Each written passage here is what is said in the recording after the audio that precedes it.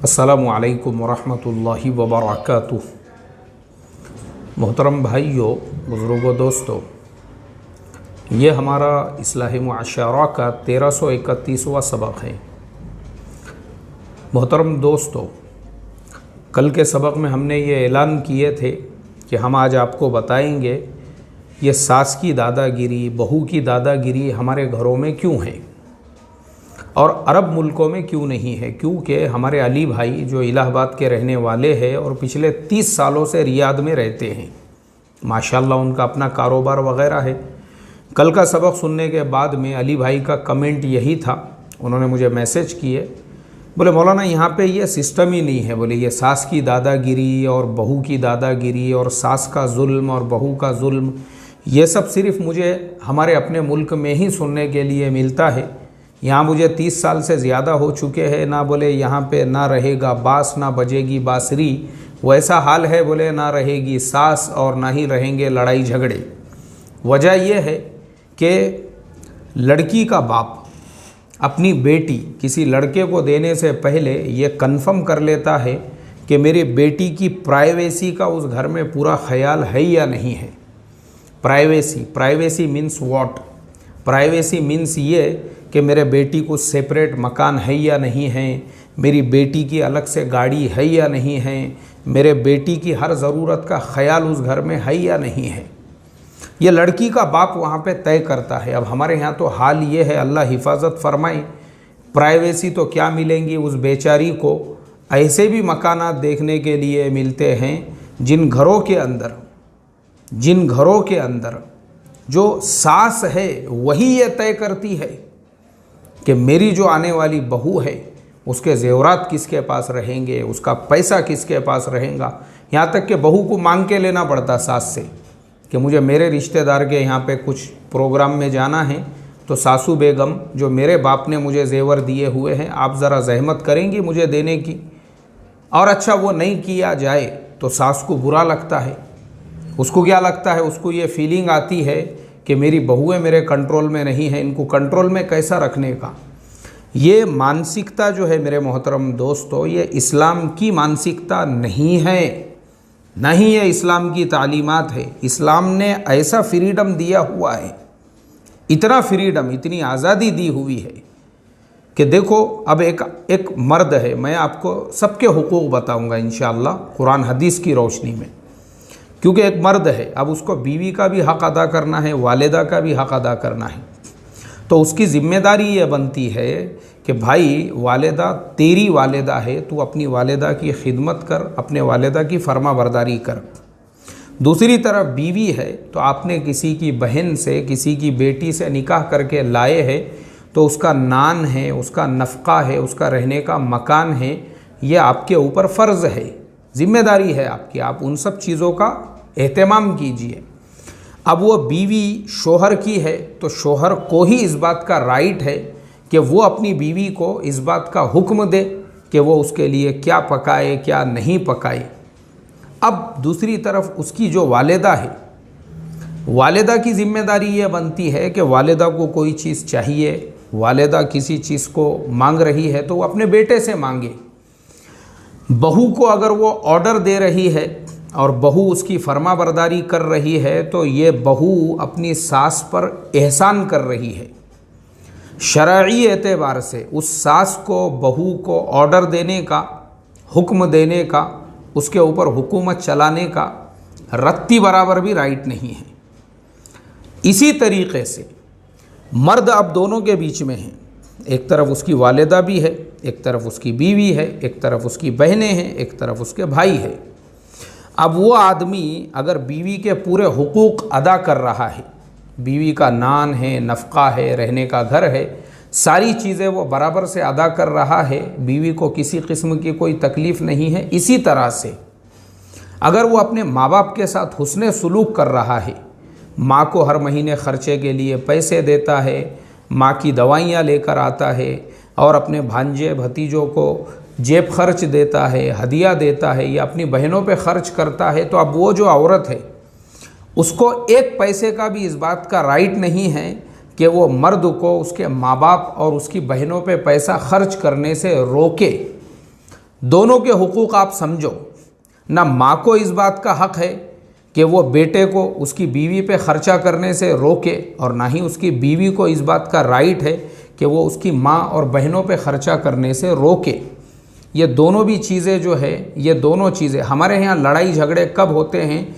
उस वक्त होते हैं जब एक औरत यानी किसी की बीवी वो ये देखती है कि मेरा शोहर अपने माँ बाप पे पैसा लुटा रहा है, अपनी बहनों पे ख़र्चा कर रहा है, तो बिला वजह का वो लड़ाई झगड़े शुरू कर देती है। चलो पैसा नहीं भी खर्चा कर रहा है, सिर्फ उसको हमदर्दी है, भाई उसकी माँ है, वो कितना भी बोले तो, और शरीयत में उसका भी हक़ है, उसके ज़िम्मे माँ का हक़ है, उसकी बहनों का हक़ है, वो अदा कर रहा है। तो ये जो औरत है, बीवी जो है, इसको ज़बरदस्ती का टेंशन लेने की, अपना ब्लड प्रेशर हाई करने की कोई ज़रूरत ही नहीं है। मैं आपको 2 वाक़या सुनाऊंगा। एक वाक़या, एक मर्द ने अपनी बीवी को उसके माँ बाप के घर पे भेज दिया, दोनों में कुछ लड़ाई झगड़े हो गए, वो बीवी आ गई अपने माँ बाप के घर पे। अब उसके बाद में वो शोहर, वो बीवी का फ़ोन उठाने तैयार नहीं, उसको बात करने तैयार नहीं, उसके मैसेज का जवाब देने तैयार नहीं। तकरीबन वो बीवी को जो है उसके माँ बाप के घर पे 4 से 6 महीने गुजर गए। अब उस लड़की की वालिदा मेरे पास में आई ये मसला लेकर, और उन्होंने अपने दामाद की शिकायतों का ऐसा टोकरा भर के मेरे सामने बयान किया। हमारा दामाद नमाजी है, हमारा दामाद दीनदार है, हमारा दामाद ऐसा है, हमारा दामाद वैसा है, हमारा दामाद जो है सारे खैर के दीन के काम करता है, लेकिन उसने अपने बीवी को 6 महीने से माँ बाप के घर पे भेज दिया है, ना उसका फ़ोन उठाता है, ना उससे बात करता है, ना मैसेज का जवाब देता है। तो मेरी एक आदत है कि मेरे सामने अगर किसी ने शिकायतों का टोकरा नहीं बल्कि शिकायतों का पूरा वकंडा भी ला के रख दिया, और उसको भी पूरे तफसील के साथ ऐसा कंटेनर से उसको पलटा के भी बयान कर दिया, तो जिसके बारे में बयान किया जाए मैं रत्ती बराबर भी उससे बदगुमान नहीं होता हूँ। बल्कि मेरा तरीक़ाकार ये होता है, मैंने कहा खाला जान आप मुझे उस आदमी का नंबर दीजिए, मैं फ़ोन पे उससे बात करता हूँ। पहले तो मैंने उनसे कहा कि मैंने कहा उसको भी यहाँ पे लेकर आइए तो फ़ेस टू फेस बात करेंगे कि भाई मसला क्या है। बोले नहीं वो यहाँ नहीं रहता, वो फ़लाने शहर में रहता। मैं बोला ठीक है, तो उसका नंबर दो, मैं उसको मोबाइल पे पूछता हूँ बात करके कि भाई क्या मसला है, क्यों तूने 6 महीने से तेरे बीवी को छोड़ दिया, क्यों उसके ऊपर जुल्म कर रहा है, ये सारी बातें मैं उससे पूछता हूँ। मैं बोला अब उसके बाद वो खाला के बोलने का अंदाज़ बदल गया। खाला बोलने लगे नहीं, बोले उसमें थोड़ी बहुत गलती हमारे बेटी की भी है। मैं बोला अभी आपने जो कंटेनर मुझे सुनाए थे वो पूरे कंटेनर में एक भी आपने अपने बेटी के बारे में नहीं बताए। जैसे ही मैंने दामाद का नंबर मांगा, अब आप बोल रहे हैं कि कुछ गलती हमारे बेटी की भी है। क्या गलती है? बोले बेटी की गलती ऐसी है कि वो जो दामाद है उसकी जो सगी बहन है, सगी बहन, वो बेचारी बीमार हो गई। अब दामाद ने जो है उसके इलाज के लिए कुछ उसका ताउन कर दिए।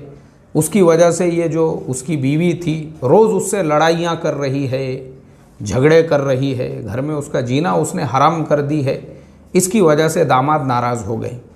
तो मैंने कहा देखो खाला जान, यहीं पे आपका पॉइंट जो है अब वो यहीं से शुरू होता है। सबसे पहली चीज़, वो जो नौजवान है आपके बेटी का जो शोहर है, देखो उसको आपकी बेटी के भी हक़ को अदा करना है और उसकी बहन भी है ना।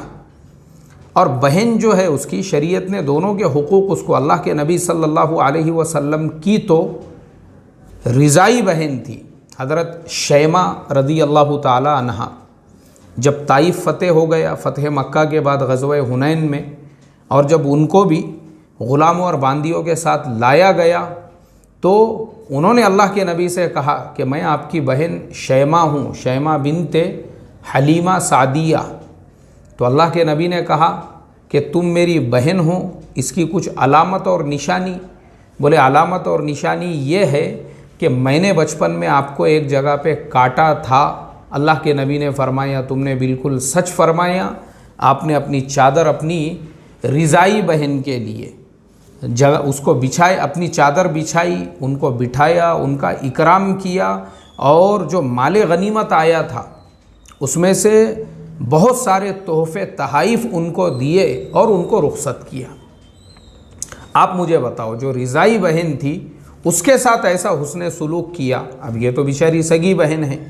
तो मसले की शुरुआत यहीं से होती है कि एक आदमी जब अपनी सगी बहन के साथ में हुस्ने सुलूक कर रहा है तो बीवी को नाराज़ होने की कोई ज़रूरत ही नहीं है। जब तेरे हुकूक अदा हो रहे हैं, तुझे 3 टाइम दबा के पेट भर के खाने को मिल रहा है, महीने का तेरे मोबाइल में रिचार्ज हो रहा है, तेरे टीवी के चैनल रिचार्ज हो रहे हैं, माशाअल्लाह खा खा के तेरा वज़न ट्रिपल हो चुका है, उसके बावजूद भी तुझे क्या करने का है इससे? वो अपनी माँ पे ख़र्चा करे कि अपनी बहन पे ख़र्चा करे? नहीं भाई, उसकी माँ है ना, वो उसकी बहन है, वो एतराज़ की ज़रूरत ही नहीं है। ऐसे ही ये हुकूक है एक दूसरे के। तो क्या होता है, हुकूक के बीच में यानी राइट्स जो है उसके बीच में जब हम इस तरीक़े से इंटरफेयर करते हैं तो मसाइल पैदा होते हैं। भाई शौहर ने बीवी को उसके माँ बाप के घर पे 6 महीने से भेज दिया, क्यों भेजा? पागल तो है नहीं वो, उसका मेडिकल ट्रीटमेंट तो चल नहीं रहा है। फिर रीज़न पता चलता है कि ये औरत इंटरफेयर करती थी उसकी अपनी पर्सनल लाइफ में, कि उसने माँ बाप पे ख़र्चा नहीं करना चाहिए, उसने बहनों पे नहीं चाहिए। तो ये गलत बात है ना भाई। यही चीज़ हम लोगों को पता होना चाहिए हर औरत को कि अगर मर्द अपनी माँ पे अपनी बहनों पे ख़र्चा कर रहा है, आपको हक़ नहीं है इस चीज़ का। ऐसे ही अगर कोई मर्द अपनी बीवी पे, वो अपनी बीवी को घुमाने के लिए लेकर जा रहा है कहीं पे, तो माँ बाप को नाराज़ होने की ज़रूरत ही नहीं है इसके अंदर। अगर वो अपनी बीवी को उम्रे के लिए लेकर जा रहा है, अगर वो अपनी बीवी को हज के लिए लेकर जा रहा है, अगर वो अपनी बीवी को खाना खाने के लिए बाहर रेस्टोरेंट में लेकर जाता है, या वो अपनी बीवी को जो है कहीं पे भी लेकर जाओ अपनी, क्योंकि उसकी बीवी है ना, वो लीगल, उसने भगा के तो लाया नहीं था उसको जो है पूरे गांव के सामने निकाह पढ़ा के लेकर आया है। तो जब उसने निकाह पढ़ा के लाया है, उसकी बीवी है, उसके हुकूक है, और अल्लाह के नबी ने उसके हुकूक बयान किए हैं कि अगर वो अपने बीवी के मुंह में एक लुक़मा डाल रहा है तो उस पर भी उसको सवाब मिल रहा है। वो बीवी को जोक सुना रहा है, लतीफ़ा, तो भी उस पर उसको सवाब मिल रहा है। उसके बातों पे बीवी हंस रही है तो भी उसको सवाब मिल रहा है। वो अपनी बीवी की दिल जोई के लिए अगर अपनी बीवी का दिल खुश कर रहा है तो भी उसको सवाब मिल रहा है। बीवी है ना भाई उसकी, तो वो अपनी बीवी पे ख़र्च करता है, या अपनी बीवी को हदिया देता है, या अपनी बीवी को तोहफ़ा देता है, या अपने बीवी के बीमारी का ख्याल रखता है, जो भी अपने बीवी के साथ में वो हुस्ने सुलूक करता है, तो उसमें अब इसकी जो बहन है और इसकी जो वालिदा है, उनको भी शरीयत ने इंटरफेयर की इजाज़त बिल्कुल नहीं दी है। तो ये हमारे भारतीय समाज में ये सब चीज़ें हैं, अरब मुल्कों में नहीं है। वहाँ पे अगर किसी शोहर ने अपने बीवी को ऑडी कार भी शोरूम से लेकर दे दिया तो भी किसी को कोई एतराज़ नहीं। बीवी है ना, उसकी मर्सिडीज़ दे सकता है, ऑडी दे सकता है, BMW दे सकता है। अब मारुति 800 तो नहीं मिलती होंगी वहाँ पे मेरे हिसाब से। तो ऐसे ही हमारे मुल्क का ये प्रॉब्लम है कि एक शोहर अपने बीवी को 150 रुपये का कैडबरी चॉकलेट भी नहीं खिला सकता, उसको भी बनियन के अंदर ऐसा लेके जाना पड़ रहा छुपा के। कहीं माँ ने देख ली तो पता नहीं क्या सोचेंगी, बहनों ने देख लिए तो पता नहीं क्या सोचेंगे।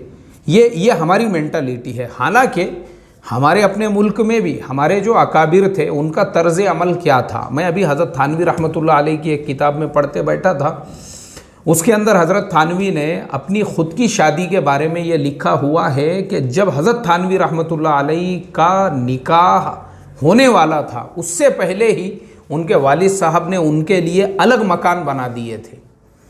सोचो मोहतरम दोस्तों, इसमें 2-4 पॉइंट्स है। पहला पॉइंट तो ये है कि ये वाक़या इंडिया का है। दूसरा पॉइंट ये है, ये तकरीबन आज से 100-150 साल पहले का उस ज़माने का वाक़या है, जिस ज़माने में तो और भी ज़्यादा रूढ़ीवादी यानी शिद्दत पसंद लोग रहते ख़ानदान को लेकर और घरों को लेकर। उस ज़माने में आप सोचो, हज़रत थानवी रहमतुल्लाह अलैह के जो वालिद साहब थे उन्होंने उस ज़माने में अपने बेटे के लिए शादी से पहले ही अलग मकान बना दिए। भाई तुम तुम्हारी अपनी लाइफ जियो, इंजॉय करो उसको, तुम अपनी लाइफ को, तुमको पूरा राइट है, हक़ है। हम कौन होते हैं तुम्हारी लाइफ में इंटरफेयर करने वाले? निकलो, ये अपनी जो कंजस्टेड थिंकिंग है उससे बाहर निकलो और ज़रा आज़ादी का सांस अपने बेटों को भी लेने दो, अपनी बेटियों को भी लेने दो, अपनी बहुओं को भी लेने दो। जो हुकूक है हुकूक की रियायत करो। और वही जुमला फिर मैं एक मरतबा कहूँगा, लिव एंड लेट लिव, जियो और जीने दो। और अल्लाह ने हम तमाम के ऊपर जो अहकामात नाफिज किए हैं उस पर अमल करो और लोगों को भी करने दो। अस्सलामु अलैकुम वरहमतुल्लाहि वबरकातुहू।